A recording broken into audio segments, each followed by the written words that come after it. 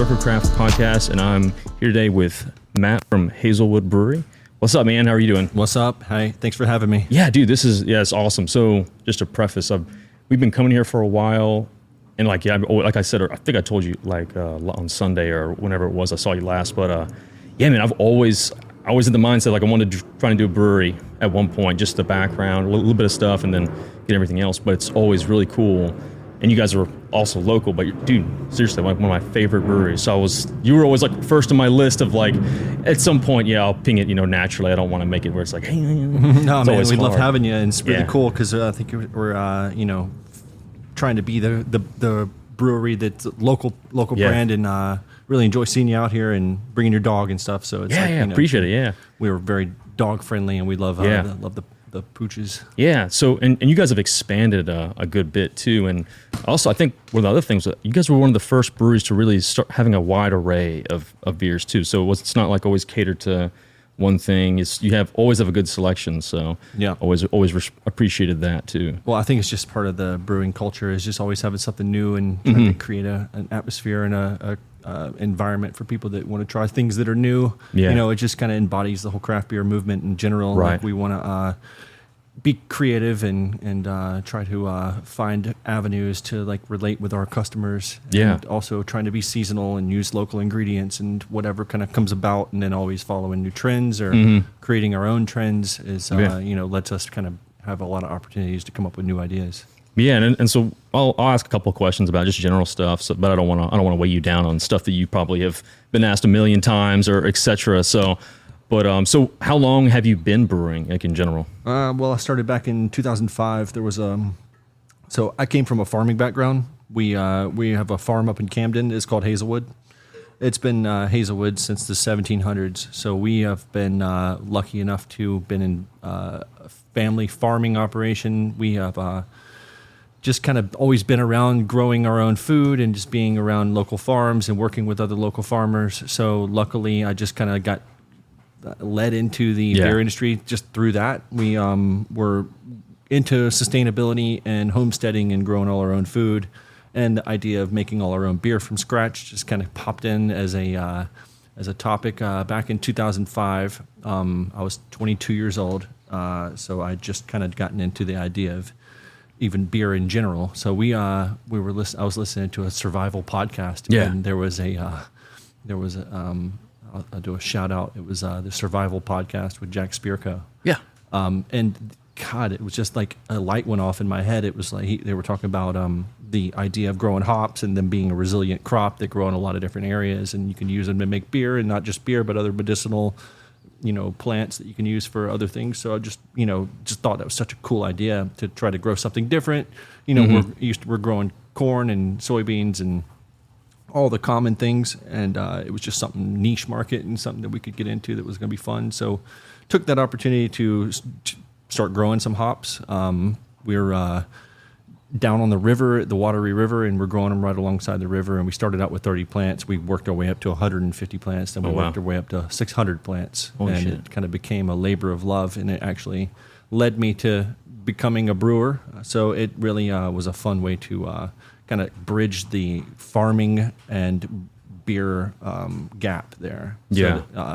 So that, going backwards from the ingredient side of it. So really it started out just growing ingredients for other breweries, kind of getting my foot in the door that way. And then next thing you know, I'm going to brewing school and then working for other breweries and using our hops in our own beer. And then it's kind of ties the whole thing together. So we really are loving to be a sustainable, grow as much as possible ourselves and try to separate ourselves as far as being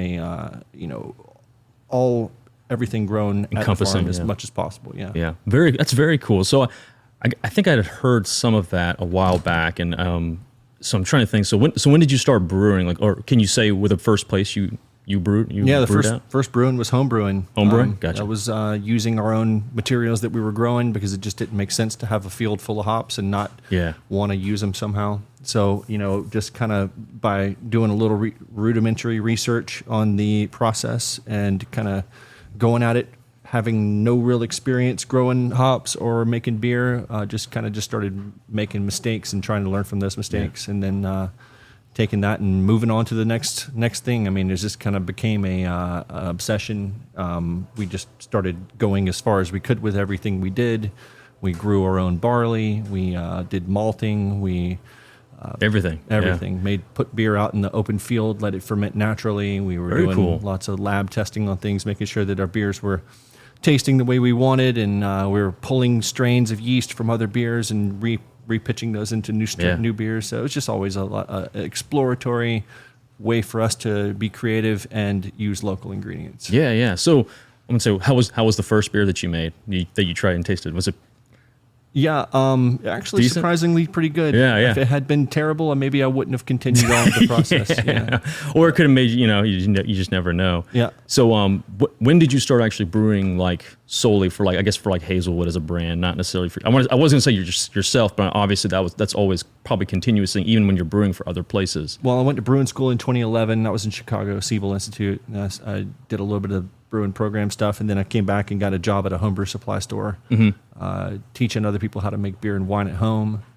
That's pretty cool. It was a lot of fun. I was faced with either working at a brewery or kind of doing something different. And I think the homebrew store was kind of an ability for me to be a little more creative and actually stay here in town, rather than have to move away somewhere. So it actually led me to being a more creative brewer and come up with new ideas. And I actually have gained a understanding of our community here. We have a lot of customers that I've taught how to make beer. So every day I get to run into people that I taught how to brew a long time ago, and a lot of them have moved on to open breweries and things. So that's pretty cool, though. Yeah. It's kind of like it kind of comes full circle and able to kind of network with that. So I'm trying to think. So when you moved from working there, and you said that was locally. Did you do that like it was like an actual setup store, like a store, or just like I'm trying to think of how to phrase it. Like, well, I guess like it was a supply store. Supply store. Gotcha. Okay. Yep.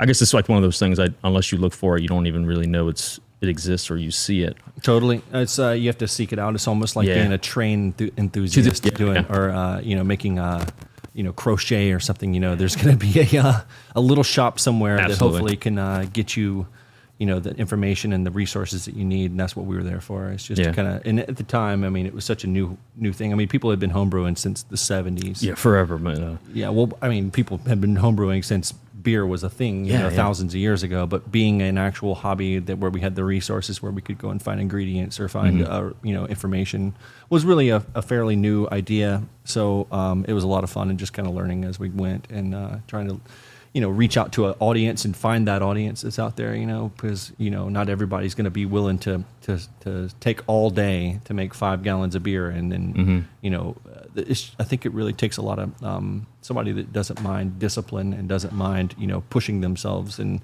it's almost like I like to think of it like barbecue. If you're going to sit there and watch a brisket smoke for 13 hours, and baste it and watch it and monitor the temperatures, is very relatable as far as making beer. If you have that amount of time to dedicate to making a brisket, you can dedicate that amount of time to making a batch of beer. Yeah. You'll be able to enjoy for a while. Yeah, and that's just one batch. I mean, that's having to monitor multiple and then different types and then various, et cetera, et cetera. Mm-hmm. Yeah. So how was the process of kind of taking that leap? Because obviously that's a pretty big leap. Because especially I feel like, when would you say, like, for, I guess, even like South Carolina, like craft brews or like actual like brewery kind of like sprung up? Because I feel like it was, I guess, I graduated college, I think 2014, and then I started really getting invested into it. It's kind of one of those things, like, kind of started finding stuff, and then you start dabbling more, and then like kind of find out, and then you start looking around. But yeah, I'd say it was around then. I mean, 2011, 2012 is when you started seeing the first breweries pop up around here. There had been some breweries outside of Columbia, but really Columbia was kind of a open.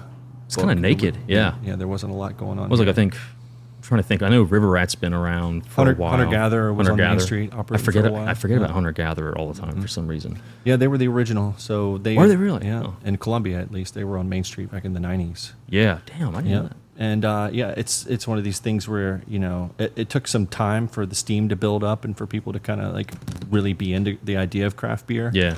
The tide did shift, and then we all just kind of jumped on board at it seemed like the same time, but I think that's because of innovations and the ability for breweries to operate as a smaller operation, us being able to sell our beer directly to our customers back in the day, we really, and not that long ago, we were not able to even sell beer directly to our customers at our tap rooms. We had to basically package everything, and that was shipped out to restaurants and bars in the form of kegs or bottles or cans. Really? We couldn't do any tap room anything. And that was a result of several pushes through legislative, getting laws changed and making it easier for us to operate. So there was a bill called Pop the Cap. And that was, I think that was 2012-ish. And that basically allowed us to make beer over 5% alcohol. And then they, incrementally every year there was some kind of agenda that we wanted to, help to allow us to be able to operate. Expand more, yeah. Yeah, so there was a brewery opened up here in Columbia. I was good friends with the owners. It was Conquest Brewing Company. They really were on the front line of Columbia beer stuff, and they had to kind of pave the way. And it, made it difficult for them to operate, but they also, made it easier for all of us to kind of stand on their shoulders and then move forward with what they had learned and what the things that they had accomplished as far as getting laws changed, allowing us to then be able to serve more than a sample, and then from there, every year it's like one little gain, and it just makes it all easy. Now you look around and you see breweries everywhere, and and we all are benefiting from the hard work that people had to put in before us. I would imagine too, in a way that might help out some, being able to slowly increment, so that way it's maybe not overwhelming when you start up, because then it's just like so many different platforms, and I guess you almost have a mission every year when something comes up. So you're like, okay, we're right here, this is great, but it'd be really cool if we could implement this, or like that way we can kind of start changing and alternate. So I don't know. I mean, I guess like the business strategy, like ramping up. You don't want to go too fast. There's a lot of like sides to the story, and people with different interests. So it's trying to find ways that everybody can benefit. Things that we're not trying to push too hard in one direction to put anybody else out of business or to hurt anybody else. So like it's where we all kind of have to learn from each other and learn ways that we can make more space in the industry so that we can all make a living. So if we had tried to implement certain changes that would have made it difficult for wholesalers or retailers, or there's always going to be somebody out there that feels like their piece of pie is getting smaller. So we try to work with everybody, and it is an incremental thing to where as we get going, we find out things that we need and things that we possibly can achieve, and then we just do that, focus on that, and then we move on from there. And it's just kind of the natural evolution of things. Yeah. I'm gonna say, there's just so many different avenues you can go to, and in general, and you've seen, like, I guess, like more recently, like directions that some breweries go, even like Savage Craft, they have like their whole outlet versus something like this is. But I mean, this is even this is pretty amazing, and you guys have kind of slowly expanded and we've been really lucky to have the space to do that. We're in a 77,000 square foot textile mill here, built in 1891, and it's just. It's an old building in a lot of ways, and there's a lot of little quirks to it, but we're lucky to be able to have room to expand out and grow. A lot of people don't have that option, and that just makes everybody unique and different. So, for instance, you talk about Savage Craft. They're downtown, right in the middle of the popular area in West Columbia, and up until recently, that wasn't even an option. We weren't only able to open breweries in light industrial zones. So really? So zoning wise, that wasn't even a possibility up until a few years ago. Yeah. So that's why you're seeing breweries moving into neighborhoods and opening it up in places with more foot traffic, downtown locations, things like that. Gotcha. That's why certain breweries, the first few that opened in Columbia, were only in the really industrial areas. Yeah. Which doesn't lend itself to foot traffic or people. It's not where people like to hang out normally. Yeah. It's the industrial area. All right, so I'll move forward a little because I definitely don't want to bore you, especially kind of going over stuff that, like you said, you probably have reiterated before. So one thing that I've noticed, especially with like breweries nowadays and everything, is like obviously with craft, everyone's trying to do something kind of different, implement new ingredients and stuff like that. But obviously, I guess like something I relate to is like a burnout period. And like I always think to myself, it's impressive that people and breweries are able to continuously create or develop or make something with maybe a twist on it versus something else. So do you run into like a lot of like burnout or creative processing where you're just like, I don't know what to use? Or do you kind of have a set schedule of like, okay, this is what I would like to do, but or this is what we can do, keep running it, but obviously you want to try and do and implement new things. Yeah. So first of all, we like to use quality ingredients on Right. everything we do. We don't like to take any shortcuts. So it really limits us. We're not going to be using candies or flavors or, odd ingredients so we're basically kind of in a restricted kind of space as far as using just the best ingredients that we can use. Fresh, local, if possible. If not, we try to source from local farms. But that's just us. I think, innovation is difficult in any space. We are lucky in the craft beer industry to have an audience that is open to the idea of innovation. And that's really what it all boils down to is our audience and our customers. For a long time, we were really stubborn trying to make all our beers that we just thought that we wanted. Right. And that's, lofty goal to be able to stick with just the things that you particularly like as a brewer or this and that, but you're still a business and we have employees and we want to make sure everybody, does well. And we want to also brew beer for our customers. I mean, I think that's really you're getting out of the way, figuring out what your customer wants, and then making that the best you can make it. So, as long as we have a general direction that we're heading in, and as long as we stick to that criteria, we can still innovate in the space and have an ethos that doesn't let us get too far in any direction. Then we can kind of be a little more directional, as to how we want to pursue or being innovative. Yeah, I mean, I'm just saying that. I mean, it just must be.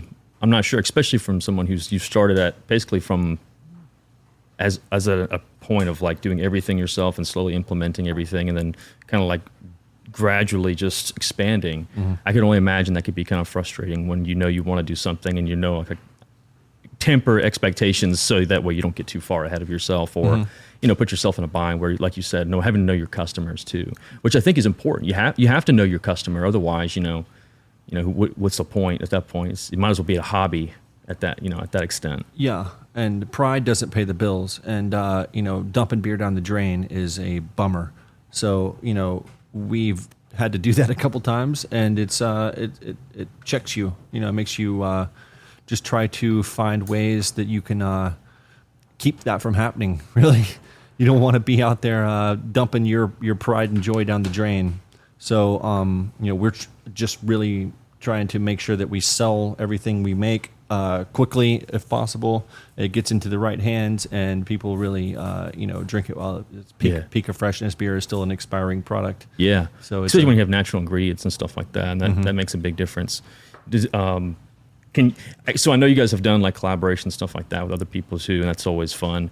And then I know being able to do like small runs too. Is that like a good way of like testing stuff out, or like maybe doing like little special projects like, I'm not sure if this will work, but we'll just do a small one and see if totally it works. It's more about having fun for us. Doing these collaborations is our way of kind of like having a fun day for the brewers. We bring people in that we normally don't brew with, otherwise we're just knocking out the steps and kind of going through the process. But when you have a collaboration brew day, you're bringing in new ideas, you're bringing in people from different perspectives.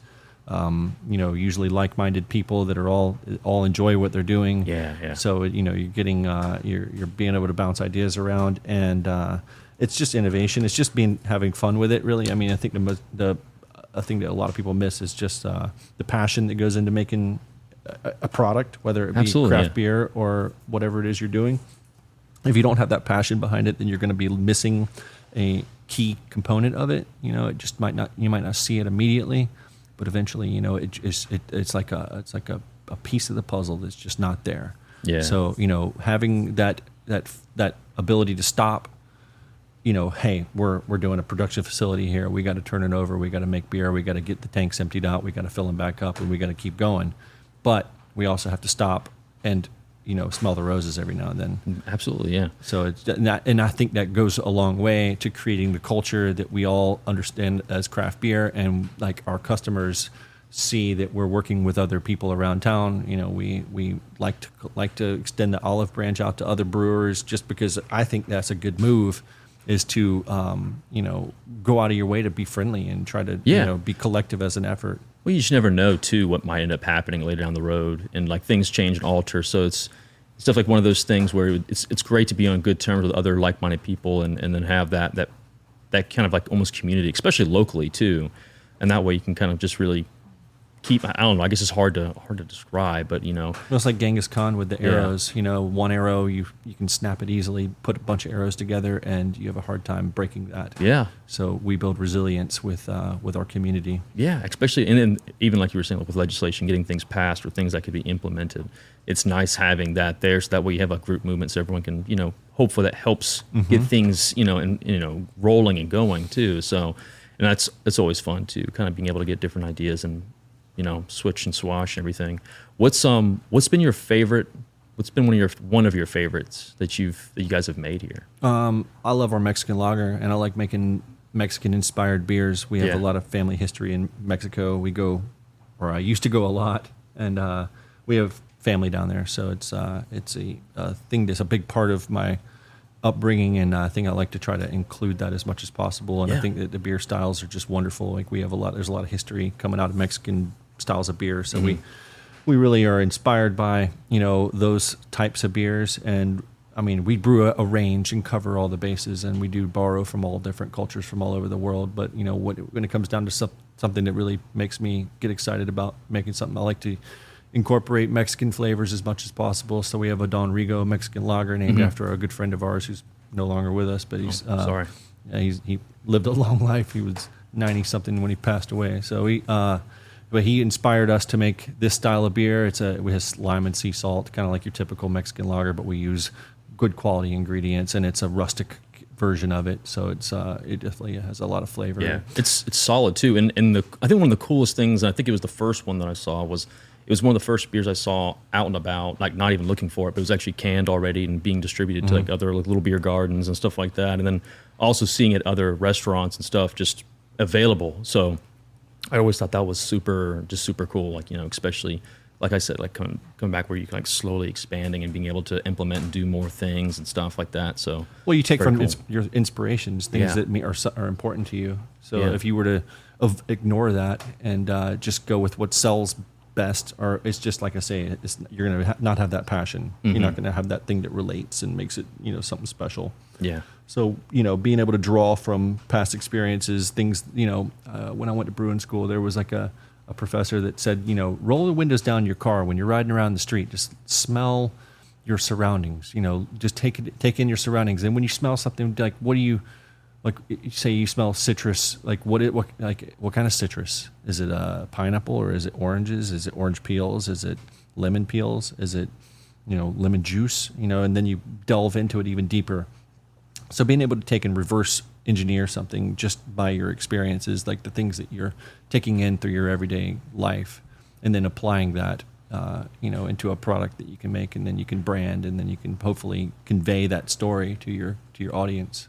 Yeah, I mean, again, I'm still just kind of blown away with what you guys have been able to do, but also like I think something else I see you here all the time. Like I think every time I've come, which is like sometimes it's like between Tuesday, Wednesday, Thursday, Friday, or just on the weekends a couple times, but you're always here. So it's not like you're never not around or taking a backseat or cruise control, and you're always active too. So it's not like you're just kind of sitting back and lounging back. So it can definitely attest to you wanting to be involved and having so much, just appreciating and enjoying what you've made, but also kind of being able to interact and just be here. I think that also probably means a good bit. Yeah, well, I mean, we've built our own. We've made our nest, and now we're lying in it. We've kind of bitten off a lot with this project, and we keep biting off more. And it's just you got to keep chewing if you're going to keep biting off. Yeah. Things. So we kind of have done this to ourselves. It's a self-fulfilling, or it just never ends really. And it's kind of nice because it gives us something to look forward to, and every day we get to come out here and find ways that we can make ourselves better, or make ourselves more productive, or make the space more usable. And it's just we didn't have anybody build this place for us. We did all the work ourselves. So I mean, and just kind of describe it too, and I'll probably end up taking some pictures and posting and stuff. But like when you come to the entrance, it's a nice like walkway, and then you also have the side, the gravel park on the other side. So it's nice because of the overflow, and it does get packed. It's wild. Even on like random days, it'll be busy. And then like from there, you have the inside, which the inside is really cool. Just visually, it's just very rustic, but it has just a nice. It's not like sometimes you can go to somewhere that has the rustic, and it's kind of just You know, like it just needs to be it's dated and you know it just needs some lights or something. But it has such a cool vibe to it. And then you have the side part that you guys have opened up, and considered relatively recently, and it kind of just the theme flows through the entire building. It's really cool, but you can almost experience different parts of life here. So it's I don't know, it's just really neat. I like to think of it as zones. Like we have like it's a 3-dimensional interactive art project with beer.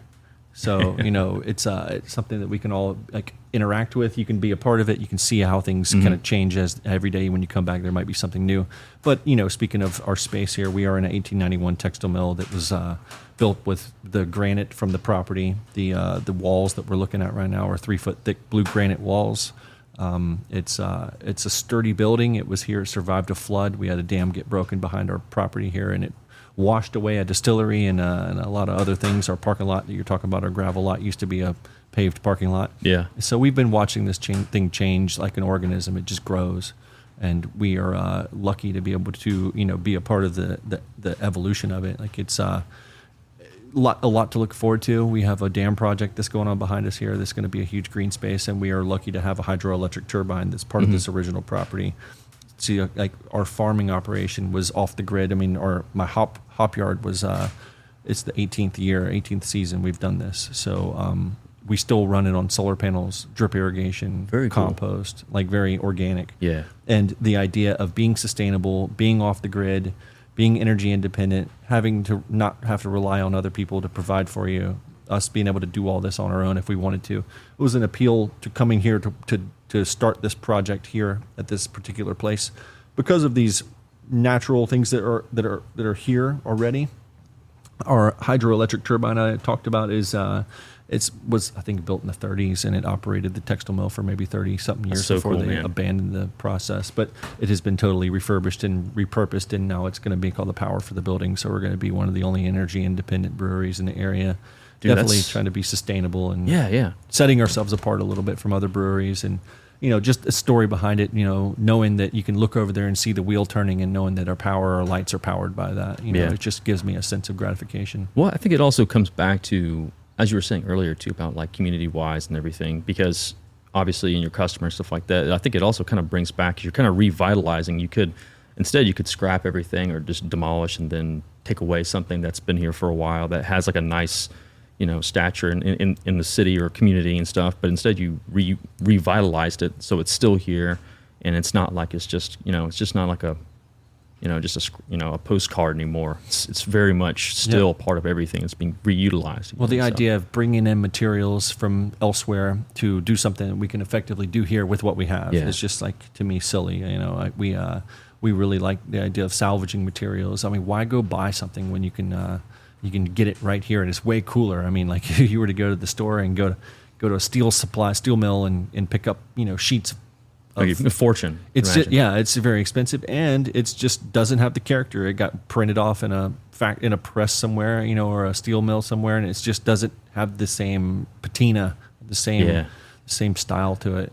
I feel like that kind of resonates with a lot of stuff, like not just in brewing and stuff like that. I think that's kind of something that's done too much now is people kind of, I don't want to say taking an easy path, but they just, I guess whenever they see an obstacle or something like that, they take the route of like just purchasing whatever instead of trying to reutilize or putting their touch on stuff. Yeah, I think it's almost bred into people. Like they've been conditioned that they have to buy the newest, biggest, shiniest thing that's out there. And I think a lot of times, just like think of it like a cast iron skillet. The old seasoned pan is going to make a better cornbread than the new shiny stainless pan. Yeah, I think it's just it's being able to deal with some of the adversities that come with it. You're going to have some little hardships and some little things that make it a little different, a little quirky, but it's being able to adjust and adapt and figure out ways to make that special.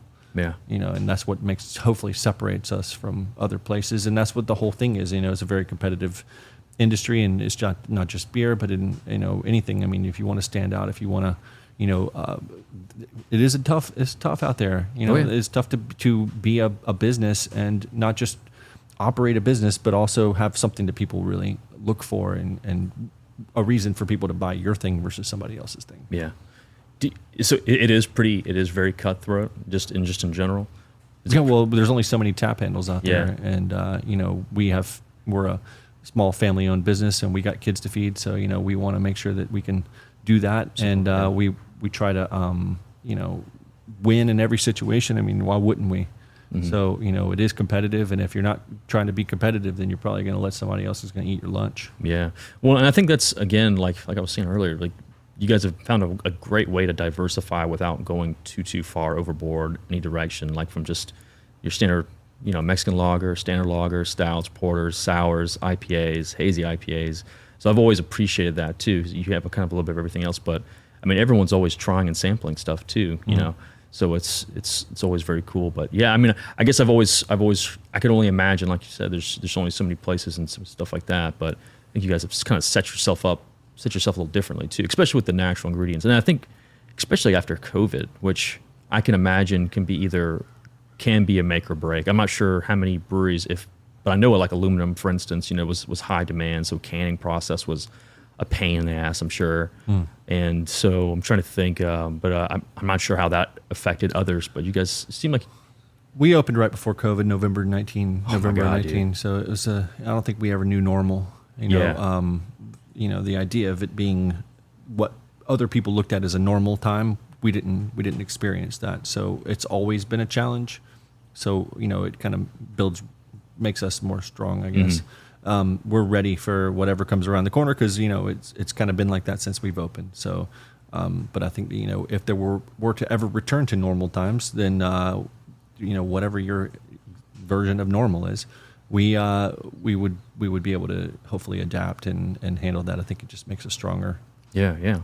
So obviously this is such an encompassing thing too. And I was going to say, like, obviously with your family being involved, when did your family kind of like really just kind of envelope around? Is it just always been from like the get-go in the start, or has it been like a gradual process? Yeah, obviously with the farming too. We were really lucky to have. I mean, it just wasn't. It took a long time to get to this point. My wife and I met 10 years ago, and she was in the beer industry also. Oh, and nice. So it was always, we were going to breweries, visiting other breweries, taking notes, coming up with ideas, and there were a few failed ventures before we got to this point. So it's been a long time coming, and we've had plenty of time to make mistakes and learn from those mistakes. So this isn't like our first go at this thing. We've worked with other breweries, and it's just been an evolving, always changing environment. So you always have to kind of like keep your head above water, and you're always looking for new branches to grab onto. Yeah. As how do you navigate some of, like, I don't know, I guess I want to say burnouts, but let me phrase it, but where do you find time for like yourself? Like, how do you kind of help clear your mind and kind of separate life? Because obviously I feel like that's always an issue or a struggle, especially with it being so much encompassing with your life and every day and how much you have to really keep your eyes and hands on everything to make sure everything keeps rolling. But how do you find a way to, like, for yourself, like, what's obviously, like you said, substance and being able to be self-sustaining, and obviously there's background there and passions and stuff that you enjoy doing too. But is that something, like, what do you enjoy doing on your own time, like, to separate that? Well, I mean, we love what we do here, Yeah. so that makes it That easy. helps, yeah. We really enjoy being here. We enjoy creating new ideas. I mean, it is hard work, but it is still a labor of love, and we're very very happy doing what we're doing here. So it isn't like it's a chore for us to come up here and do this. But I understand that it is critical to clear your head and to be mindful of how you are interacting with your world around you and your family and your friends. So carving that time out, we're lucky to have the hop farm and ways to get out there and get outside, and we try to find little moments where we can stop and go fishing, or put the kayak in the water, paddle around a little bit, or we hunt a lot, and we do a lot of outdoors type stuff. So it's incorporated into our whole model here. So we've kind of worked that out, knowing that it was going to be a burnout, that it is a possibility that you could burn out. So just having that worked into our business model, so what we'll do, like right now, we have a lot going on with the hops. That means, if we don't get out there and work on them, then they're going to go to shit They're gonna, go everywhere, and you're not gonna have anything worth having. So why have we put in these 18 years of work to just let it all fall apart? Yeah. But it does let us kind of get out there and get outside, and we do everything by hand. So it's very it's rewarding. My dad calls it agritherapy. It's like almost meditative. We harvest all our hops by hand. It lets us get out there and just be around the beautiful nature, and we got eagles and deer and stuff out there. It's just kind of like meditative. Yeah, it makes it where it's not like almost automated. Like it's not an automated thing. Like almost like, I guess, just think if you have all the heavy equipment that does things, and it kind of either maybe hastens everything, but again, having hands on everything kind of changes your perspective on it, especially when you're doing it by hand too. Mm-hmm. So that's always cool. Yeah. So and obviously that's the other thing too, is like there's some parameters that are kind of like uncontrollable, like weather and stuff like that, especially being able to do all the hops and all the growing and stuff, because I mean that's just whatever Mother Nature does too. And I feel like it's been, I guess in your perspective, I've never farmed, but has it been a pretty crazy weather-wise past couple of years? Yeah, well, we have drought issues, and we have pests, and there's always going to be something. And it's kind of like our motto here. It's always something. It's just like just have to roll with it and figure out ways around it. And a lot of times we find that if we have the hands-off approach, it actually helps. Things be a lot smoother, and nature is going to find its way. So I think the idea of going out and conquering and defeating nature is just like it's never going to really work out for you that way. We have to roll with nature and just understand where we can help it do what it wants to do already. Yeah, I was about to say, I mean, just like there's some stuff that you just have to either adapt. Otherwise, if you don't, then you're just kind of just sitting with your thumb in your mouth, kind of just waiting. It's like shoveling sand against the tide. I mean, it's kind of just a waste of time, really. Yeah, that's what I mean. Again, so with this, I mean, so obviously, when did that wash out, that whole area with I guess it was the big flood, wasn't it? Yeah, it was the 1,000-year flood. It was October 5th, 2015. We had 22 inches of rain. It was Hurricane Joaquin. Yeah, I was to say, I think so. I know I was in college. I was in Columbia. And I don't think I even had been over here yet. But were you guys actually set up? No, this building was still abandoned at the time. Yeah, okay. And we were brewing upstairs for the brew pub. Gotcha. And I had a homebrew supply store in the same property here. Yeah, when was that? What year was that again? 2015. Oh, that's right. You said 2015. Yeah, that was wild. I actually got stranded in Columbia. Yep. Yeah, I was like one of the luckily where we were leasing our house, we were actually on a hill. So but everything around us was completely flooded. Like the bridges. Wild. Yeah, it was wild. It was scary because everything was flooded, and it was hard to decide which direction to go to try to save things. You're like, should we save the house? Should we save the business? Should we save the brew pub? Should we, should we evacuate? Should we stay put? There was a lot of chaos at the time, and it's just that dealing with that moment where you don't know what to do. And then knowing how to hopefully navigate, prioritize. My family, are they safe? Sorry. Oh no, you're fine. I didn't know if that was like the pumps we were talking about earlier. We were talking about So the failed attempt. I tried to set up. Yeah. Try to set up inside. I was a little too ambitious, thinking I would be able to cut sound out, but yeah, so it's a cherry bomb muffler. Cherry bomb. Oh yeah. Old school, the Advanced Autos cherry bomb muffler. Yeah, but I'm sorry, what were we saying? Yeah, I'm not even sure. I can't remember. Kind of like spaced out a little bit. Oh, I guess we're just talking about the flood, but yeah. But yeah, but I guess in a good way though. Now you I guess it's always good to be thrown into fire too and stuff like that too. So and you never know what's gonna transpire from something like that. Out of disaster can come beautiful regrowth. We may have never even moved into this space had it not been for that. It's kind of a weird way of looking at it, but who knows the chain of events that led us to this.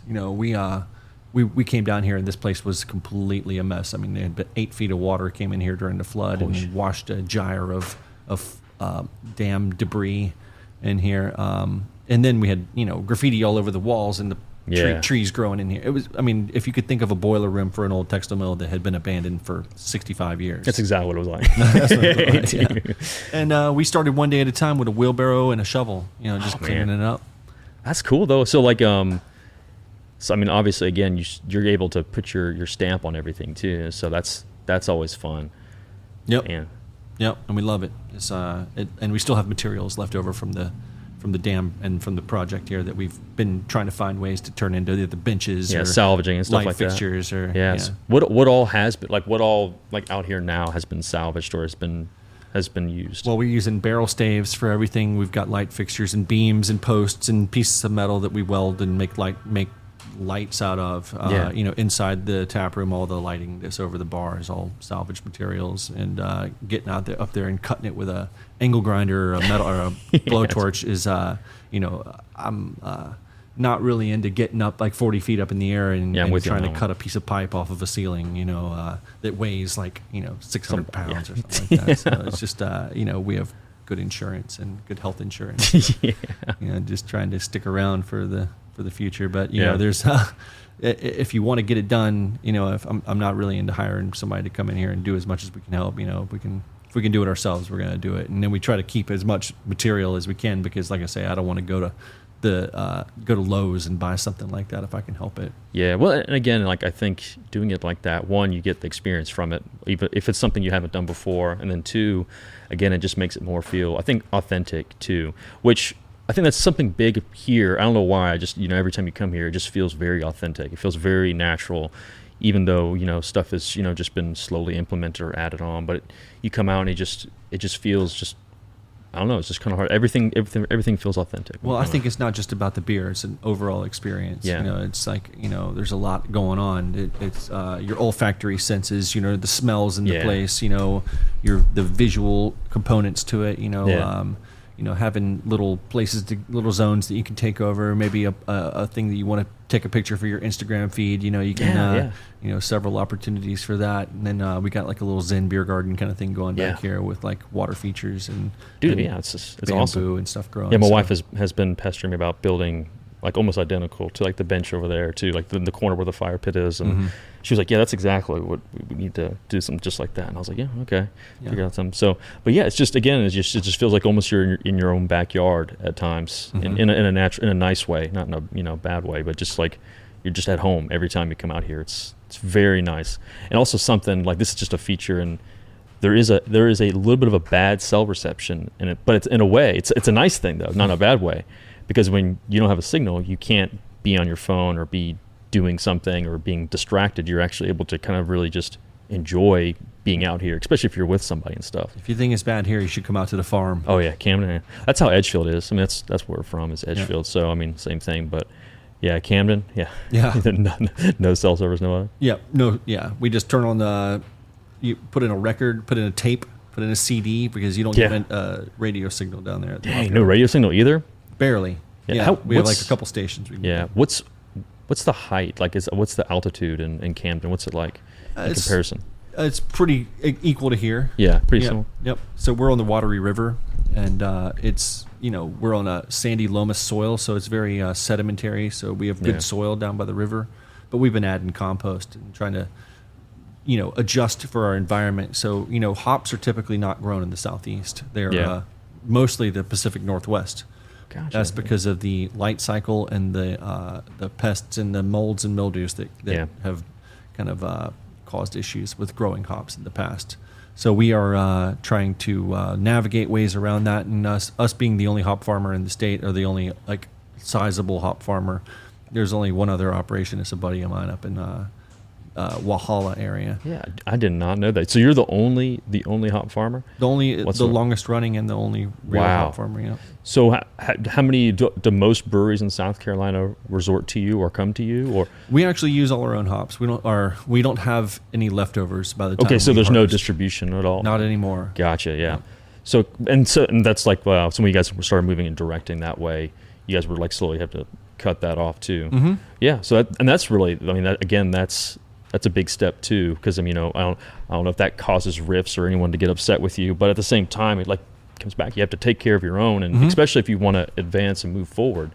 So we've only got so much. Yeah, and we've limited supply. Yeah, and we're brewing a few beers a year that use our hops, and we need them. So we will. We're not making any money on growing hops. It's just a labor of love, and it lets us have a unique product and a unique experience. And like I say, it is kind of therapy for us. Yeah. So how many people are actually in the operation, or family wise, or even, because I know some of the people that do work here and that I see them all the time. It's they almost always know. They've learned the last name now. But how many people are part of like your operation or work? I mean, that's another step too. Is having Well, my people. parents come and help out. My wife and I are directly involved. She's our sales manager, and I'm the president. So we are, handling as much as we can ourselves. We have a great staff here with a wonderful team that has been with us since the beginning. We have very little turnover. We're a very small group of people. And most of the people here I've known for 15 plus years. Really, that's awesome. Are everyone from that area still from brewing? And that's really cool. We've hired from like all the experienced beer people in the area. Have found their way over here. That's really cool, man. Yeah. That's so and so you've just kind of slowly it's kind of like a full circle thing where it's almost like a perfect path almost, really, in a way. And like you just kind of found a nice way of developing, and then kind of just everything just encompassing itself. Having patience, making good relationships, keeping those relationships going, learning from our mistakes, taking notes, and just playing the long game. We just want to be slow growth. We're not trying to be a flash in the pan brewery. We want to be around for a while. So, it's just, I think, making smart decisions one day at a time, and, just trying to keep your eye on the horizon, really. Yeah, because I think if you get too caught up, you kind of just can get lost in the sauce, as they say. So, and also, again, being able to develop, even like having the food trucks. Like I think we were talking about that earlier too. Being able to implement food trucks, even like just with locally, that being a hiccup. And I remember talking, I can't remember who it was. It was someone working here, and we were talking, and I was like, just because you see them with food trucks in different areas, and obviously everything is also based. It's not also just state or federal. It's also local and like county wise too, and like local municipally and cities and stuff. So that's always another, hiccup or bump in the road that you can encounter too. So now a lot of people don't even realize that too. Sure, there's a lot of moving parts. And if we don't want to be a restaurant, we have to find other ways around getting food here. I love cooking, but I don't want to be a restaurateur. I don't want to be a chef. I mean, maybe one day, but right now I am loving just making beer. And that is the main goal, is to make beer and let other people make the food. That way we can keep a creative, environment around here. Food trucks always bring new things. There's people, they have their thing, whether it be a smash burger or tacos or Filipino food or whatever it is. We want to have them come bring their spin on it. Hopefully it'll complement what we're doing over here, and it lets our customers always have something new. Yeah. But the one time I've heard something like that, I think was at the circus, and it's an elephant using the restroom, the large, like a long string. So I just like watched this movie not long ago. So just, obviously when people are hearing it, it's just a water pour over from the top. So, but anyways though, it's like that's such a great way, and again, like having that all around, I think it definitely helps like with a burnout center where you're not always being overwhelmed too, which is another great thing, because like I can only imagine having so many different things and obviously doing so much yourself, you can get a lot of burnout. I mean, I get burnout the same way, where I try to do as much as I possibly can with everything, just because, again, like you said, you just like being able to, you appreciate whatever you do, especially if you're salvaging or doing or utilizing something.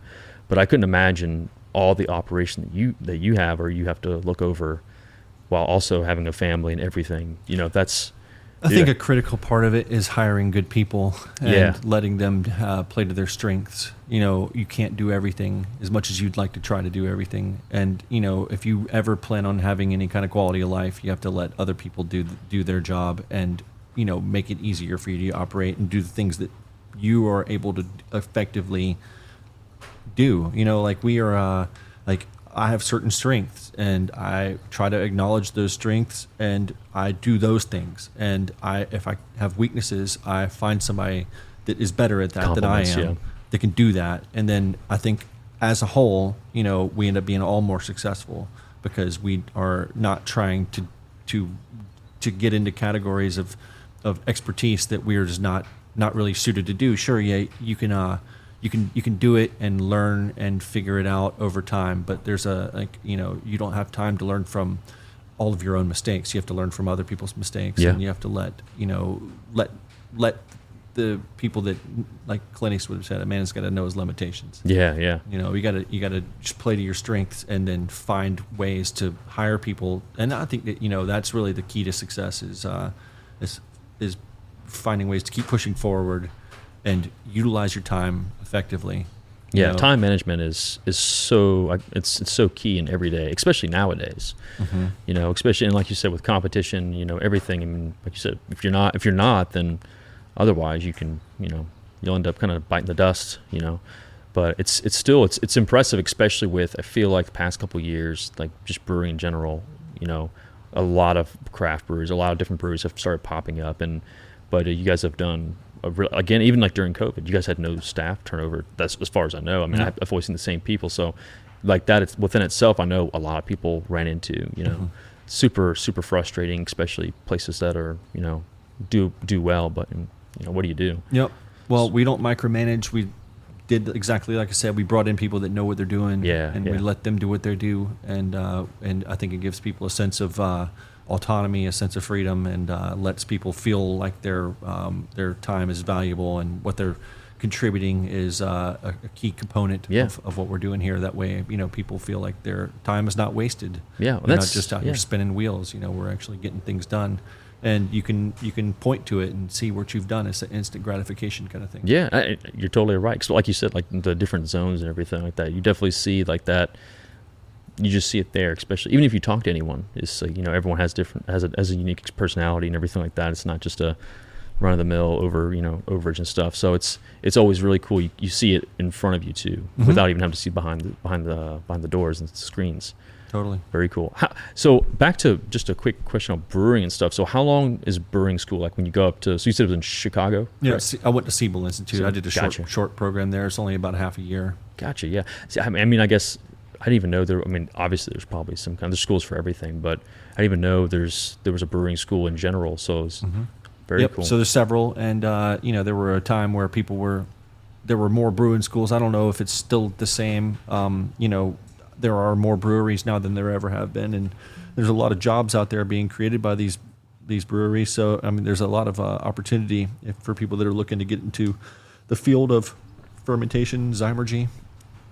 It is a fascinating field, and there's always room for growth. I think we have a lot of room still to grow in every little area. You know, you can look around and think that maybe we're saturated with breweries and there's too many in an area. But every time there's a new neighborhood or a place that has, you know, a constituency of customers or a group of people that would like to not have to drive all the way across town, you know, there is an opportunity for another brewery. And I think everybody's kind of got their own way of looking at it. So it creates a lot of diversity in our environment, like as far as like types of breweries and places that you would, I like this one or I don't like this one, or this one has, you know, they don't really do it for me. Like, you know, then, you know, you have other options. So, you know, we've got a lot of room to grow and expand, and it just like lets us, with, you know, people that are possibly going into the field. I think there's like a lot of, you know, a bright future ahead for that kind of thing. Yeah. And it is it covers a lot of different sciences. I mean, brewing can be, oh you my know, gosh. Yeah. it can be more in the chef kind of field, you know, food and beverage. You know, you're looking at, you know, tasting and smelling and sourcing ingredients and like, you know, getting your hands dirty and kind of getting in there and like, you know, just really understanding the little nuanced flavors. Or if you're looking at it from an engineering perspective, you can look at the process, you know, the equipment, the pumps and the hoses and the temperature control and you know, the amount of oxygen absorption here and there. And, you know, there's always little things like that. And then you got the microbiological perspective. Yeah. So you can look at the yeast and the way that it grows and the way that it mitosis and buds and spreads and grows. And then the flavors that come from that. And then you could really be a yeast nerd and, you know, really that be your thing. And there's sour beers and there's wild beers and there's barrel aging and there's, you know, there's just a lot of different avenues and directions that you can go. And everybody's got their own perspective on it and their own background and things that contribute to their particular taste or styles. And that is what really makes it exciting. And we have so much opportunity as far as like new ideas and new things, because everybody's kind of got this kind of like a paint swatch, kind of like, you know, where you're blending a little bit of this or a little bit of that and taking different perspectives and different backgrounds, and it ends up becoming a thing that we can quantifiably taste and smell and consume. Which I think helps prevent a burnout from it too. Especially one having so much in front of you that you can do, and then also being able to grow, and then having a substance to it too. It's that helps being able to kind of have a path or a direction that you want to go to. So very, very cool. But yeah, I mean, there's been such an expansion, I feel like, in past years too. Just like where, originally, like I think the first sour beer I had, which I won't even. I think I got COVID right before anyone knew it was COVID. Like everyone thought it was a bad flu going around, whatever. Lost a bit of taste, but you got the alpha variant. Yeah. So, but I will say that like for some reason, losing a little bit of taste for a while. But the sour beers were one of the few exceptions that still would punch through. So like the tartness and like the flavor was so sharp that I was like, oh, well, I could still enjoy these. And I really started taking those in. And I remember coming and, dude, this one of the best beers I've ever had. Still, I think it was like a lemon. You guys have done 2 lemons, but it was a lemon like around COVID. And I'm trying to think, man, and I kid you not, I can't tell you how much I drank of that beer. Like I would come in and I would get filled up all the time. I think I was actually the last person on the keg before it tapped. I'm not even kidding. So I remember like trying to get it filled, and they were like, oh, I don't have that much, but you can have like, you have this much, you can have for a glass. I was like, yeah, that's fine, I'll take it. Yeah, the first time I got COVID, I had drank about 8 Mexican lagers the day before, and oh dang. so I kind of the next day I was like, man, I don't feel right. I just attributed it to a slight hangover, and it ended up being not a hangover, but it was very much like, oh, one too many Mexican lagers. That's cool. So I didn't even know how much influence from the Mexican. Just to resort back, and I didn't know how much influence there was there. So that's really cool. So my family business is refrigeration for big farms. So gotcha. My childhood I spent driving around, going from farm to farm, all over the country, mostly a lot down in Mexico, all over North America, up into Canada, all around. And we build equipment that refrigerates produce rapidly. It's called vacuum cooling. So it's a unique process where there's a lot of engineering, a lot of, all the things that we use here, welding, electrical engineering, liquid flows, physics, we're kind of in all of the categories. Yeah. So it really lets us, be able to navigate problems, whether it be a mechanical problem or a agricultural problem or whatever it is. So yeah, we as a child I spent around a lot of time going to these different farms and kind of exploring parts of the world that are less seen, I guess. So. That must be a really unique experience within itself too. Do you think that took any part in you kind of deciding that you wanted to kind of step away from that, or like really taking brewing seriously? Yeah, I think it definitely shows you, it expands your horizons and lets you see that time is fleeting and you really want to do something that you enjoy. I think that being stuck doing something that you hate is not an effective way to spend your time. Being that you could get hit by a bus tomorrow, and it just we want to dying moment is that fulfillment. I think that's really important in general, just in, aside from brewing, is people finding a sense of fulfillment too. Or like you said, doing something that you feel like you appreciate at the end of the day. Because I do feel like a lot of people, the shoulda, couldas, oh, I should have done this, or, it would have been nice if I had been able to do this or something like that when it's too late. I mean, I think at some point, like, it's never too late. But obviously, in the day, you want to do something that you enjoy. I think and that's when you kind of have more fire and passion towards it. So yeah, it makes you more effective. Yeah, absolutely. And there's just more. I think it's just more natural again. Yeah, I think there's a big thing with people do things. And sometimes they don't have a choice. Sometimes they do, but they do something that they don't want to do. And they hate it, and they just feel like they're stuck in a vicious circle or whatever. Or standard 9 to 5. Because doing what you're doing is nothing. I mean, you work more than a 9 to 5. But it probably doesn't even feel like it's a 9 to 5. You're always doing something. But yeah, I wouldn't say this is a road to riches. If you're planning on becoming a very wealthy person, I wouldn't say the beer industry would be like the number one choice. Now, you can definitely do that if you choose to, make that your priority. But, having, your priorities in place as far as what you want to get out of life and what experience you want to give to your friends and your family, is that's at the top of my list as far as my priorities. So we do pay the bills, and we try to, grow our business, and we are doing that, but we are not, emphasizing profit over quality of life. Yeah, and that's sacrificed a lot, especially nowadays too. So just in like again, like in anything and everything, you see it all the time. It's where it's things are sacrificed to whatever turn a profit or larger profit or whatever. So it's always and if cool. that's your thing, Yeah. if making a lot of money and showing big numbers on your books at the end of the year is your thing, and that is what makes you happy, then yeah, do it, go for it. It's just kind of how you look at it. Yeah. So what would you? So obviously growing up with all like in this area and realm, and then expanding through it, was there ever something else you wanted to do when you grew up? Yeah. Or you just kind of homesteading. I wanted to live off Yeah. the grid. Just want to get out of the riffraff, away from traffic, Yeah. and away from cell phones and Yeah. just everything. I just personally prefer to be out in the woods as much as possible. Yeah. What all do you like? What all do you enjoy doing now, like out in the woods and stuff like that? So like I think you mentioned earlier hunting and stuff like that. Yeah, we but- bow hunt. I mean, I love shooting my bow. That's Yeah. kind of like my daily therapy. Yeah. So my wife and I will always wonder, because we had one of the like the original shirts, and it had the compound bow on it, and we always wondered. It was like obviously probably hunts, but it was just just interesting. So Yeah. what kind of compound bow do you have? It's a Matthews. Matthews. Okay. Yeah. You always either Bowtech, Matthews, or Hoyt. So always wondered, dude. I had a nasty lesson learning because I still have it. I probably need to get it restring and everything, but yeah, same thing. Getting and picking that up, and that's a different, like whole different pastime and hobby, because it can go pretty deep too. But Yeah, and it's a very rewarding. Rewarding, yeah.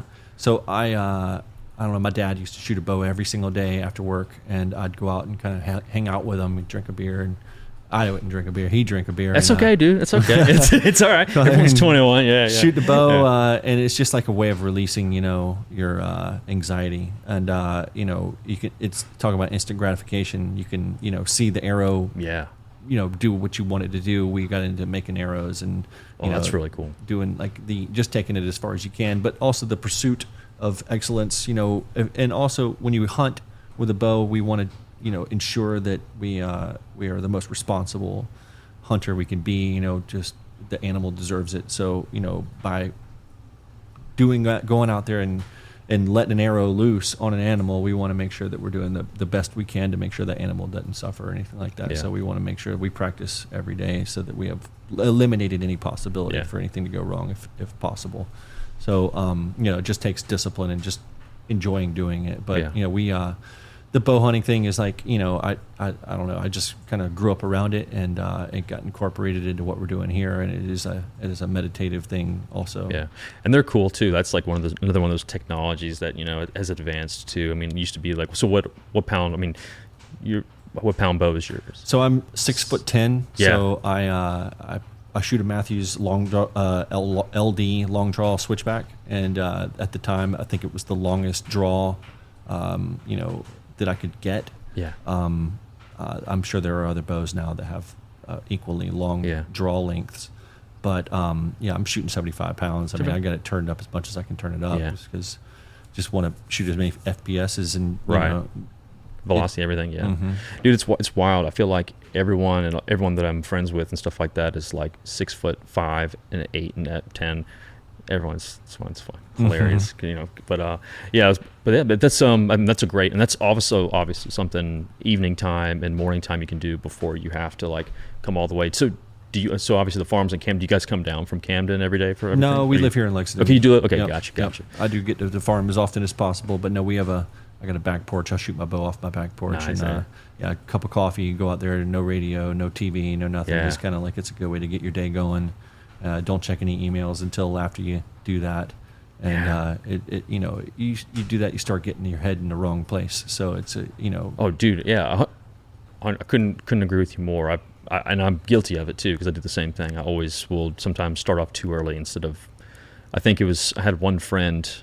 He's been it was Counting Q Tactical. I think it was Fred, and he was talking about like every day he tries to get out early in the morning, no shoes, and then go step in the grass. No matter what day, what time of the year, but the first thing you do before looking at media, whatever, just going outside, waking up, and then getting a fresh breath of air, feeling just your backyard grass, something natural, instead of like going straight into like a device or turning the TV on or whatever, even before a shower, just, We've got a Kolsch that we in the gold cans. I don't know if it's not available right now, but we have a Kolsch called Grounded.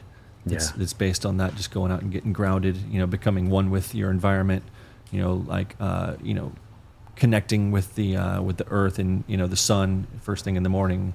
It helps set your circadian rhythm and, just lets you be a part of your surroundings, where I think we've all removed ourselves from these things. It is kind of a drag, really. It just, the idea that the majority of Americans have never seen the Milky Way, it's such a shame, such a crime against humanity that we've removed ourselves from our celestial, surroundings, being able to connect with nature. Like, the reason I love bow hunting is just for going out and sitting in the woods and just being quiet and being to yourself and just being a part of it, not trying to interfere, or go out there and put my 2 cents in. I just want to be a part of Observe, it. yeah. I think there is something about that too, because a lot of times people, like you said, they have to put their stamp on something or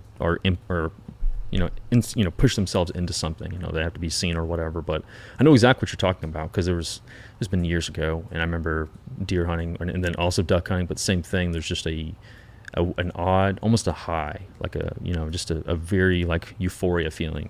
It's a sense of anticipation. Yeah. When you're stuck in a video game all the time, or you're surrounded by screens, your brain has been almost rewired to only dump dopamine when certain amount of flashes or frequencies hit, or and it's just like reaction, intense, and then it just kind of throws off your whole ability to regulate natural dopamine response. Like, when you're out there and quiet, and you're not being inundated with stimulus, you're really retraining your brain to be a little more careful about how it rewards these your everyday experiences. Yeah, that's definitely a thing I think a lot of people struggle with. And like you said, a lot of people don't even experience or don't even know any different. Like what's the whole thing now, like the iPad kids or whatever. I can't remember the term. Where sometimes you'll just see it and I'll just throw their kid, whatever, keep them entertained or focused on just an iPad or whatever, instead of like going out and playing or enjoying something. Like I remember growing up, like my parents would say, get out of the house, like in the summertime, like get out, like you're not allowed in the house, whatever. You have to be out all day. And like looking back, it's kind of insane, because like that's just you just don't see a lot of that anymore. Yeah, but I worry what happens when people don't get out and have to go through those challenges. Because there's going to be something that comes along one day and you didn't have that experience, and it was safer to sit in your carpeted room and and have climate control and have filtered water and have everything just be safe and perfect. But what happens when you don't have that ability to have those things? Or a 1,000-year flood, It's like, I agree. And I think it's kind of like the same thing. It's like, and that's why you see a lot of people kind of dependent on, I don't want to say contract work, but people coming in, doing something, fixing something, or, implementing something for you, and not being able to do it yourself. Again, you don't get a gratification for when you don't do it yourself, in my opinion. It's an easy way out. I think, it's sure, a lot of times you don't want to mess with something, and you can hire it out and you can get it done quickly, but also like teaching yourself, learning how to navigate these things, so that in the situation where you need it, it's better to have skill. It. Yeah, it's a skill you can utilize or re-implement. But that's again, it's pretty incredible. But yeah, so obviously, and you hunt every year. Every year's a hunting. Yeah, we hunt for food, so we don't really put trophies on the wall or anything. We're just trying to fill the freezer and know where our food comes from, and it's just a fun challenge to put food in the freezer, put meals on the table. We garden a lot. We grow a lot of our own stuff gardening wise. Yeah, I'm trying to get into gardening right now too. Yeah, we love it. We do a plant swap here every year. Yeah, but say normally it's normally right in this little area too, right? Yep. Yeah. What's I'm trying to think. I think we're trying to look at doing like some peppers. Like I'm a big spicy, like I love peppers and stuff like that. So that's something where I'm gonna try and get my hands into. My wife says that everything she touches is dead, dies. So she's, but yeah, stuff like that I think is really cool. Especially again, kind of get to grow in something right in front of you and everything. Well, like COVID, like you're talking about, like during the when we first started with the brewery here, and we had the lockdown right away, and we had thousands of gallons of beer sitting in tanks that we had to figure out a way to get rid of it. Jeez. It's a food product. It does expire, so we have to sell it, while it's tasting great and while it's fresh. It'd be a shame to dump it down the drain. Yeah. So we had to be inventive and come up with new ways to find ways to reach out to our audience and find ways for them to get our beer. So we have to be creative and come up with new ideas and new things that, like, so for instance, like, we couldn't find jugs or growlers or aluminum cans. I remember that, or even shipping, when it came to getting a truck, shipped here, it was going to be 5 times the expense. So we had to figure out ways around that. We had to figure out ways to navigate obstacles. And, just like say, for instance, like the toilet paper shortage we all went through. Yeah, I forget about it, but and not just toilet paper, but chicken or certain items would be gone for long periods. Baby formula. Yeah. We until you run against that shortage, you never think of it until you need it. Yeah. And then you're stuck because you never even had to go through that mental process of having to come up with an alternative. Yeah. So training yourself to deal with adversities, navigate problems, navigate shortages, thinking about the scenario, like what would we do were we living out here at the farm and there was no beer, or we couldn't go to the store to buy beer. That's really what led me to where I am now. Being able to grow your own ingredients and make it all from scratch is a thing that, sure, you could have made a bunch of bad beer for a long time before you figured it out, but had you never started, you wouldn't have it. Yeah. And then just knowing that it's a comfort thing too, knowing that we could grow our own food, we could go out and hunt and provide for our families, provide for ourselves.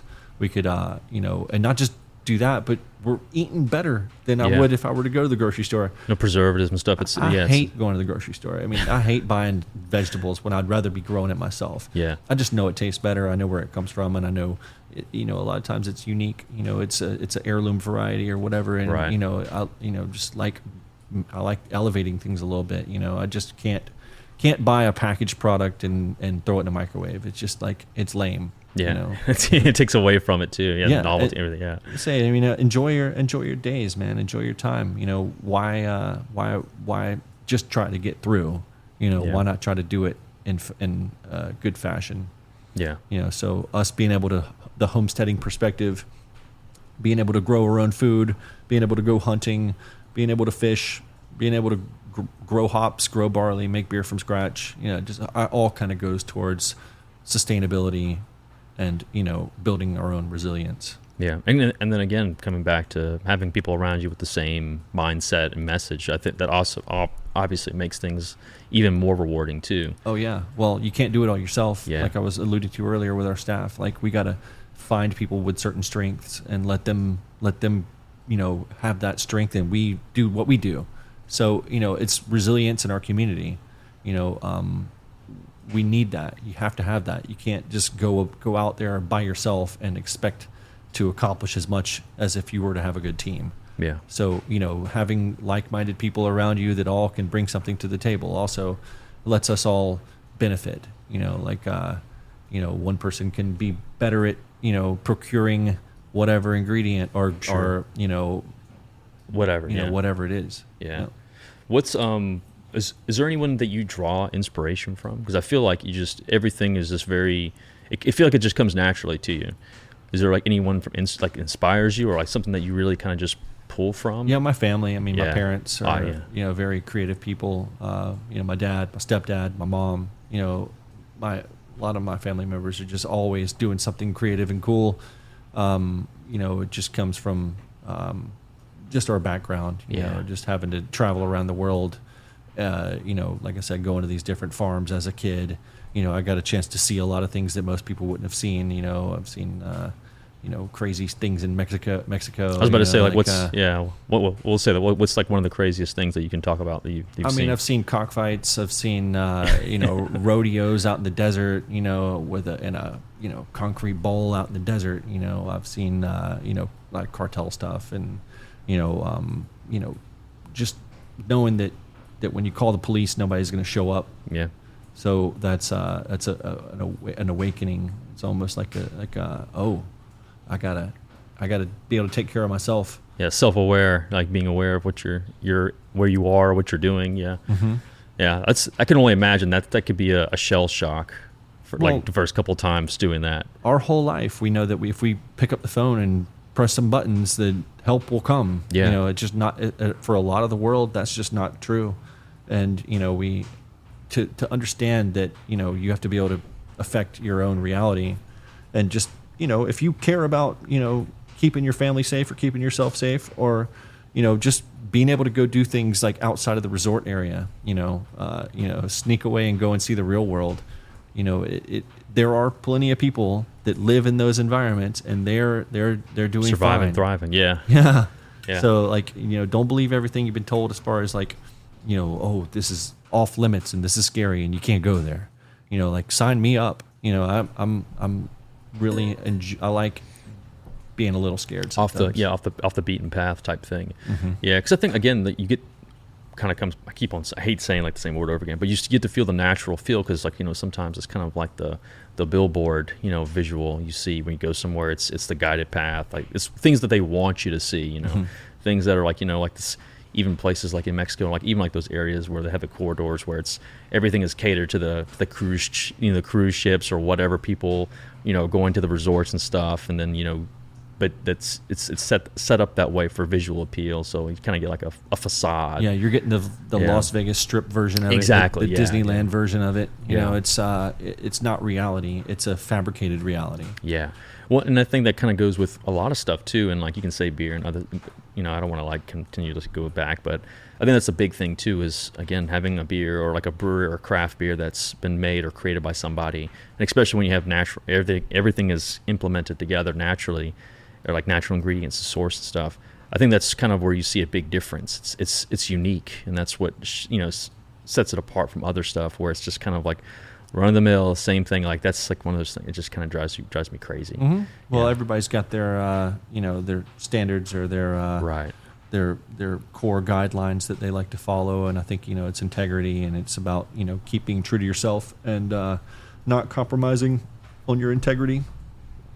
With the where the wind blows this direction or that direction, I think it lets us have a guideline or a structure to our direction, and then therefore making it easier for us to make decisions that we know are going to be the right decisions. Because it just kind of like it drowns out the noise. It's the periphery, distortion. It's no longer like it's not even a possibility for us. So we're going to stay within these certain things that help us keep our integrity intact.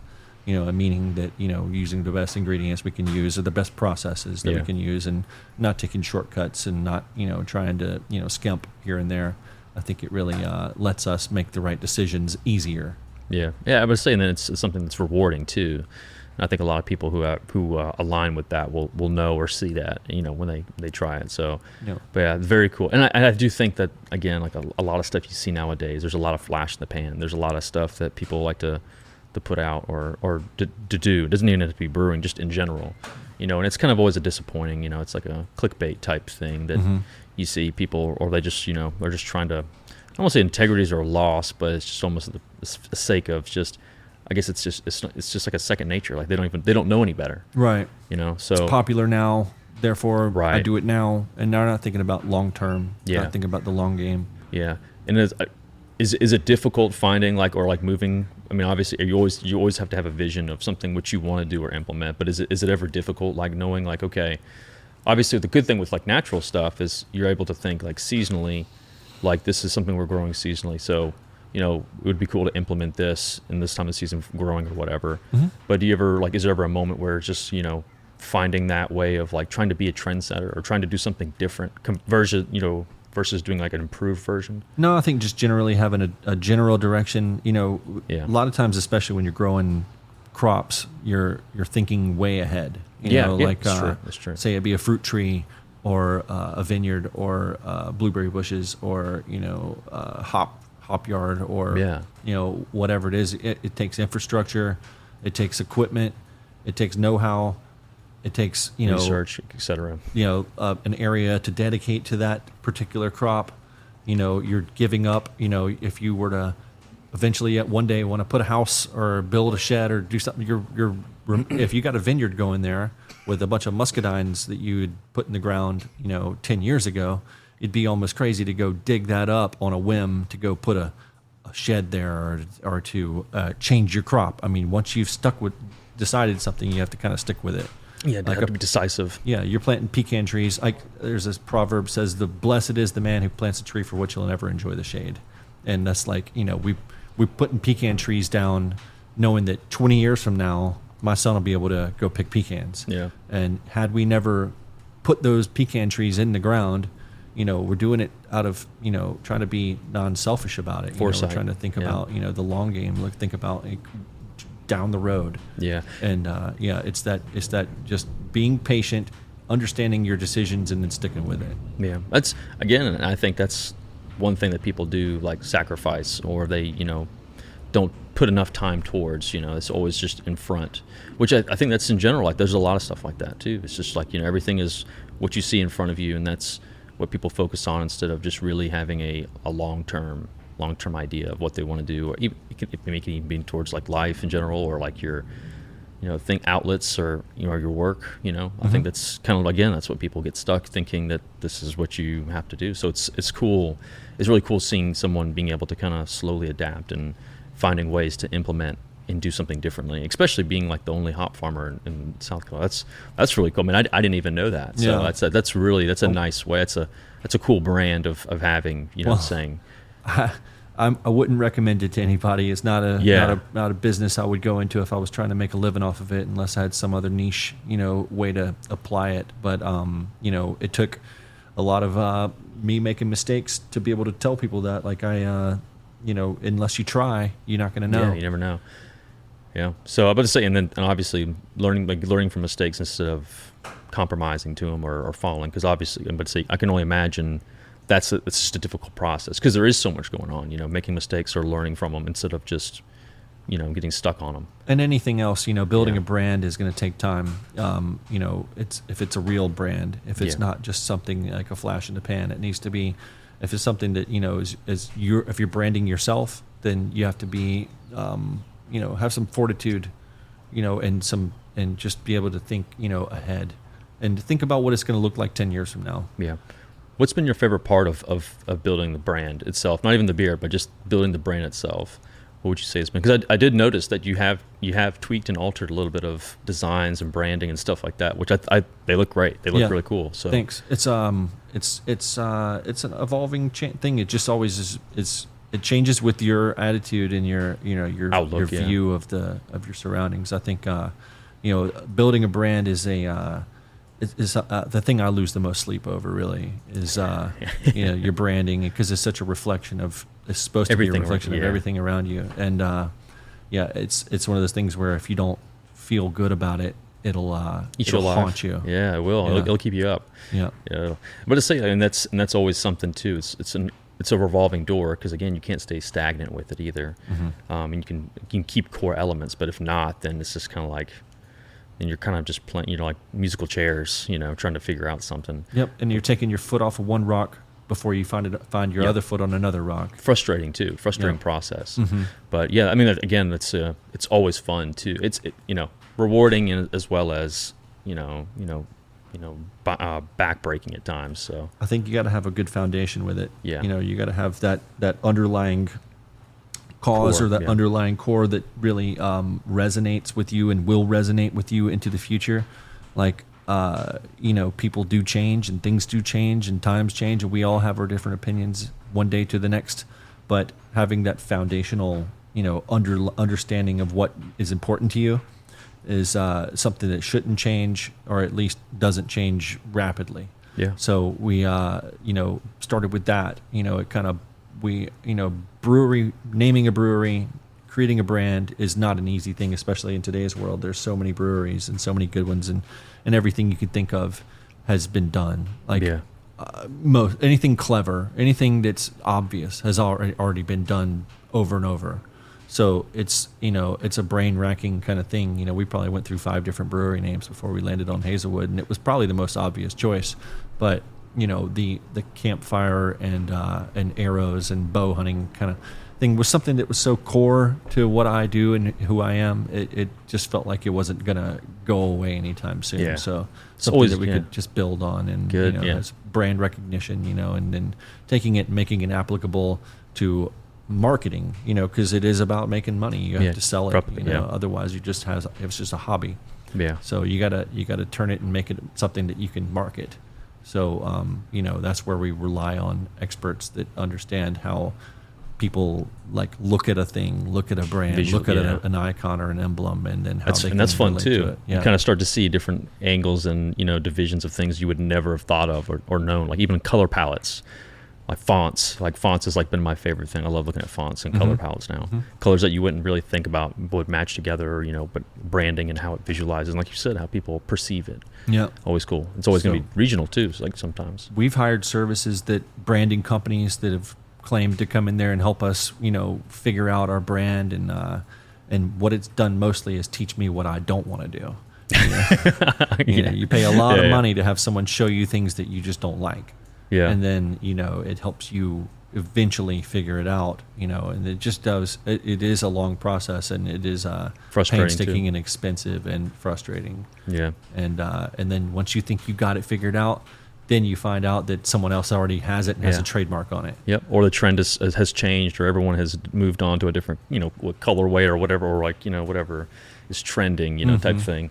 Has so obviously, that probably means social media wise, it's obviously something you don't like having to do, but obviously you do have to brand, and you have to be able to, get messages out, and that's what a lot of people do utilize.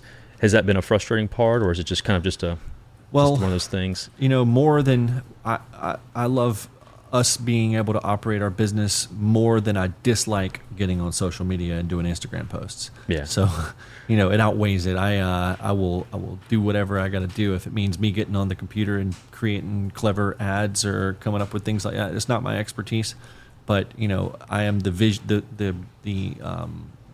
final say when it comes to our branding and marketing, and I just like having that control, because I just can't outsource that. It's difficult. It's too personal. I agree. I was going to say, and that was one thing I think when you had told me that you were the one who responded or had shared or whatever, and I thought that was really cool. It's cool when the person who actually is running and owning things is the one who you actually interact with, especially on Instagram, for instance. And I think that's key too. So you kind of get to see the actual personality. Like you said, it's too personal. But I will say this though, the names in the creative part. Who creates the names for all the beers? Usually it's done the moment of. A lot of times it's Linus and I. He's our brewer. Yeah. So we just a lot of times we just rap over names, and then you get to the point where you gotta nail something down, and then we just start throwing darts at a dartboard. Man, you guys have the best names. Yeah. Man, you guys have done such. There's so many that it's just such. Just so clever, so catchy and stuff like. Hardcore herbivore, dude, I'm probably saying it wrong too. Off the top of my head. Yep. Charismatic megafauna. Yeah, that was, and then, oh my gosh, 72 Hours to Animal. Yeah. Dude, some of them are just so, they're so clever. They're just cool names, Sometimes things just sound right. Yeah. That's always, I'm sure that's kind of a fun process too. What's one of your favorite, what's your favorite beer to brew? Is it really not really? That Hardcore Herbivore is probably my favorite. It's a wet hop IPA. So we're sending in hops from Oregon in this case, overnighted, and when they show up, our kettle's already going, so they're going directly into the kettle. So good. I used to go out and harvest hops in Colorado. I helped a buddy, so I started out with my hop farm, volunteering for another hop farm out in Colorado, and I'd go out there every year and I'd help them harvest. And it's a lot of work. But if you're into hops and if you're into brewing and you're into beer, it's just you're surrounded by it. So it's very very cool. We'd harvest hops all night, till 3 or 4 o'clock in the morning. We'd fill up a warehouse full of beautiful hop cones, and then a brewery, for instance, Left Hand or Ska or Odell would There was one time where they flew a single engine Cessna and landed it out on a dirt strip out there in the middle of the Colorado Rockies. That's pretty cool. And we go out there and load up the plane with burlap sacks full of fresh hops, and they fly them back, and it's just like a scene out of Blow or something like that. You know, we're just out there like loading a plane with burlap sacks full of hops at 3 o'clock in the morning, you know, to have them fly it right back to the brewery so they can pitch them right into a kettle right away. And it's just that connection with those ingredients and just seeing and just like, you know, being covered in hop dust and hop It's cool. lupulin. It's a unique, again, like a euphoria. It's kind of like a cool, really just kind of like you're intuitive. You're in it. You're involved in it. This is kind of it's cool to be in the process or being a step in the process of a final product. Yeah. Well, you harvest it. You're handling it. You know, it goes into a big tub or something, and then that goes right into a batch of beer. And hopefully, the smells and the things that you've experienced through your process have found their way into that beer, so that when you're sitting there tasting it, you can almost go back and remember being out there in the field harvesting those ingredients. Yeah. What's been the biggest pain in the ass beer that you guys have brewed? Probably that one too. That one too. Yeah. What's generally the easiest? Well, our lager beers are easy to brew, but the process after that is the longest and most tedious. Yeah. So it's out of our hands. I mean, we can manipulate. There are some ways that we can control, and obviously that's what beer is all about, is like temperature and control and time. You know, we're able to control those factors. That's what separates, you know, production commercial breweries from homebrew breweries, where you don't really have those abilities to control things as finely as that. But, you know, like a lager beer is such a beautiful thing because it's usually nothing in the way to stand in the way of you and your beer. Like it's a lot easier to perceive flaws. Like if there's a problem with it, you know, there's nothing to stand behind. Like you're not putting, you know, buckets of hops in it. You're not putting like, you know, other items, other ingredients in there that would cover it up. So, you know, it's a little of a nuanced thing. Yeah. Do you ever find, is there any times it's difficult, especially having a final, like the hardcore herbivore?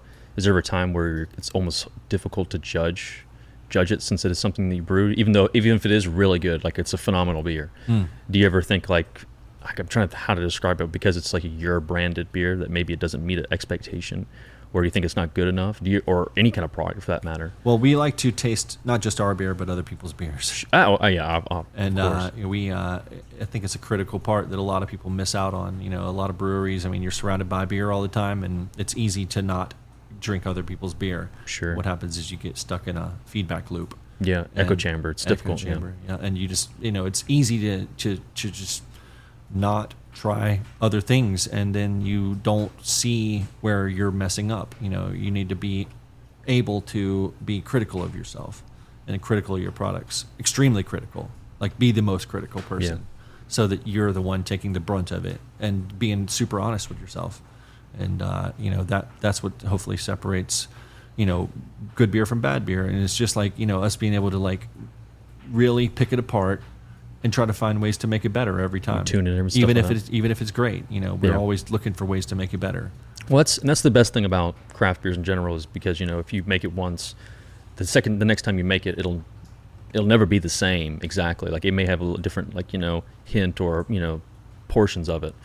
But that's, as you know, that's a big part of it too. That's always really cool. Yeah, it's alive. Yeah, I mean, yeast is a living creature. It's a single cell organism that grows and expresses itself. And, you know, and as much as we try to, you know, homogenize things and make things repeatable, clonable, we always have nuances. And there's a lot of different factors that come into play there. So, you know, it's just being able to accept that. You know, I think that, you know, like you say, people are already understanding of craft beer being a changing thing that has nuance to it.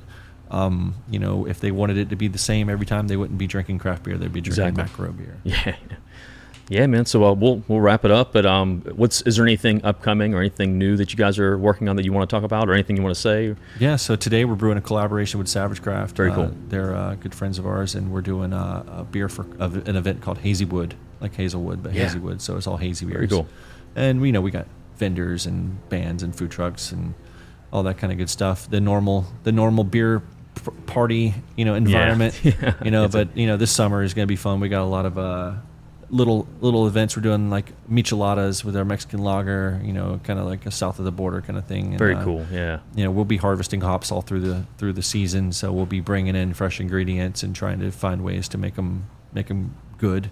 We're gonna do a series of beers where we pick hops, brew with it, then move on. Then another a month later we go pick hops again, come back, brew with them. That way you can see the differences through the year. Yeah. And that's a unique thing that seasonal. We have. Yeah, that's so very cool. Yeah. Normally in a hop harvesting operation, you're harvesting all at one time. So out west, they're harvesting within a couple weeks usually at the end of the year, usually September, October, they're harvesting the entire crop. It all gets turned into one crop. It gets usually pelletized, and then, it's a homogenized thing, so it's always going to be the same.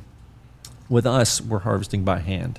So we're out there on ladders with a rope and a bucket over our shoulder, and we're harvesting for the beer. So we'll go and pick the hops that we know we need for this particular beer, knowing the attributes that we're looking for. Yeah, QC as well. Yeah, and then we go back, after that, and then pick again. So it's just kind of a continuous hands-on process where we're getting to see the changes throughout the year. And I think that's really a cool thing that we're able to do, just taking advantage of the situation that we're in. I mean, obviously, we would prefer to harvest all our hops all at one time, but if we did that, we'd lose a lot of the crop. Yeah. So, we're just kind of, adapting with our environment. Very cool, man. Any any other new beers that you guys are planning on or you're excited for? Yeah, we do our dark Mexican lager called Noche that comes back in the fall. Very cool. We do a Stein beer as a collaboration with Beer Keller, who is about to open his brewery in Colombia. It is all German beers, and they are very strict about the styles of beer they make. That's pretty But this beer is called Stein beer, and Stein is German for stone, so we use hot granite off the property. So I mentioned our building is built out of blue granite. Yeah, So we use pieces of remnants of the blue granite from our building, heat them on an oak fire, and get the rocks up to 1,200 degrees by sitting in coals, and then we tong them out into a basket and drop those into the kettle, effectively boiling the beer. So we boil the beer with the rocks. Very and then cool. So the wort caramelizes onto the rocks, creating a caramel kind of flavors, some smoky notes.